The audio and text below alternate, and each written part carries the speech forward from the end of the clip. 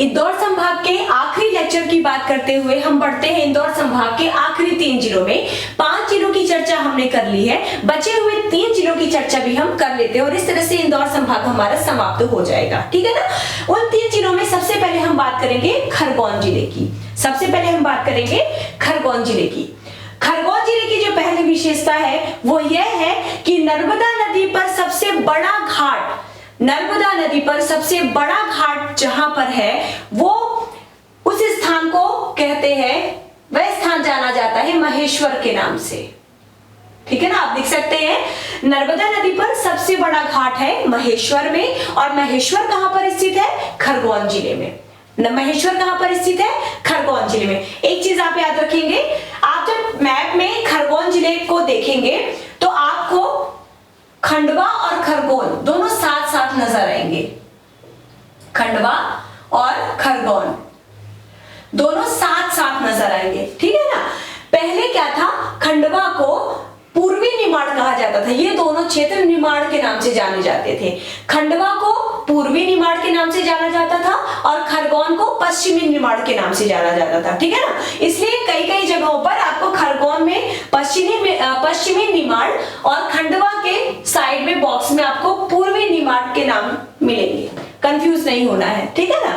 तो क्या आप देख रहे थे, नर्मदा नदी पर सबसे बड़ा घाट जो है वो है महेश्वर में, और महेश्वर कहां पर स्थित है? खरगोन में। अगली जो इसकी विशेषता है खरगोन जिले की वो ये है कि खरगोन जिले में ही सबसे पहले लक्ष्मी वाहिनी बैंक की शुरुआत हुई। लक्ष्मी वाहिनी बैंक यानी कि मोबाइल बैंक। सबसे पहले देश में मोबाइल बैंक या लक्ष्मी वाहिनी बैंक की शुरुआत मध्य प्रदेश के खरगोन जिले से हुई थी। ये चीज याद रखनी है, सबसे इंपॉर्टेंट बात है खरगोन जिले की। ठीक है ना। अगला आते हैं अहिल्याबाई होलकर, जो कि होलकर वंश की महारानी रही है।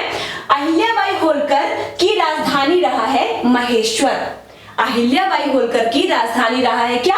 महेश्वर। और महेश्वर कहां पर स्थित है? खरगोन में स्थित है। महेश्वर की साड़ियां भी काफी ज्यादा फेमस है। ठीक है। तो महेश्वर कहां पर स्थित है? खरगोन में स्थित है।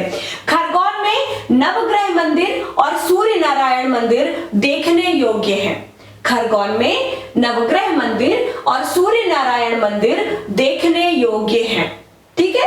अगली विशेषता यहां पर, कहां पर? खरगोन में। खरगोन में प्रतिवर्ष नवग्रह मेला लगता है। खरगोन में प्रतिवर्ष नवग्रह मेला लगता है। याद रखना है आपको।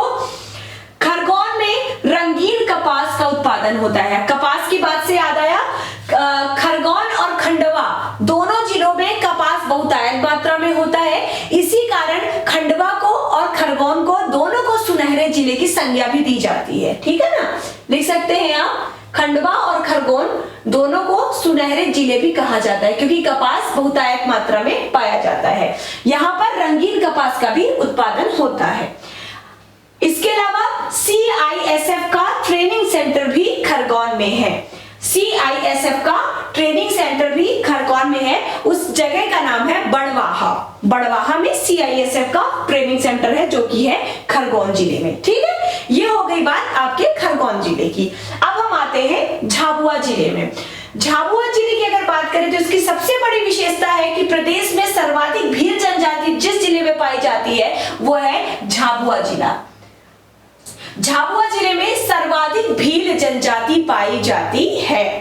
अगली विशेषता यह है, प्रदेश का आदिवासी शोध संचार केंद्र झाबुआ में स्थित है। आपको याद रखना है, प्रदेश का आदिवासी शोध संचार केंद्र कहां पर स्थित है? झाबुआ में। ठीक है। अगली विशेषता सबसे इंपॉर्टेंट, मेघनगर औद्योगिक केंद्र पूछा जाता है। मेघनगर औद्योगिक केंद्र किस जिले में स्थित है? तो यह है झाबुआ में। मेघनगर औद्योगिक केंद्र झाबुआ में स्थित है। झाबुआ की एक विशेषता यह भी है कि यहाँ पर कड़कनाथ प्रजाति का मुर्गा पाया जाता है। कड़कनाथ प्रजाति का जो मुर्गा है इसे अब GI टैग भी मिल चुका है इस क्षेत्र को। ठीक है। तो कड़कनाथ मुर्गे की प्रजाति कहां पर पाई जाती है? झाबुआ में। कड़कनाथ मुर्गा जो है थोड़ा अलग किस्म का होता है। इसकी मांस जो है वो थोड़ा काली होती है। ठीक है ना। तो इस प्रजाति का मुर्गा कहां पर पाया जाता है? झाबुआ में। और ये आपको याद रखना ही पड़ेगा क्योंकि अभी हाल ही में इसे जीआई टैग दिया गया है। उसके अलावा रॉक फॉस्फेट खनिज की प्रमुखता भी पाई जाती है झाबुआ में। झाबुआ में प्रदेश में सबसे अधिक रॉक फॉस्फेट जहां पाया जाता है वो है झाबुआ जिला। ठीक है। भगोरिया हाट का मेला लगता है, जो कि भील जनजाति रहती है, इसलिए भगोरिया हाट का यहाँ पर भगोरिया मेले का आयोजन भी यहाँ पर होता है। ठीक है।